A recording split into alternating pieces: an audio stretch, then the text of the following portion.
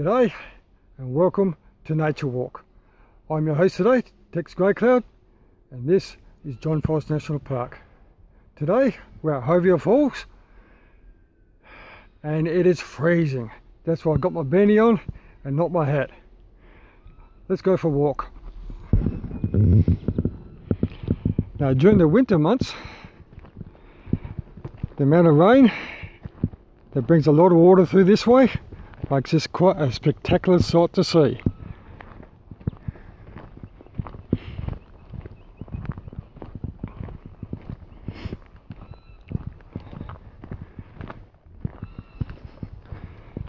So if you are new to this area, if you happen to be a tourist who wants to be where nature is,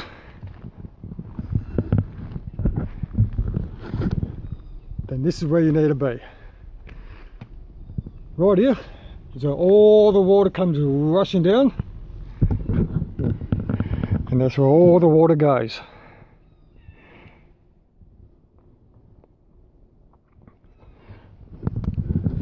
Now we had a bit of rain recently, just a few days ago. Not much to see at the moment, but the more rain we get, I'm coming back here to make another video because I'm really looking forward to that. Just one more time I'll show you around.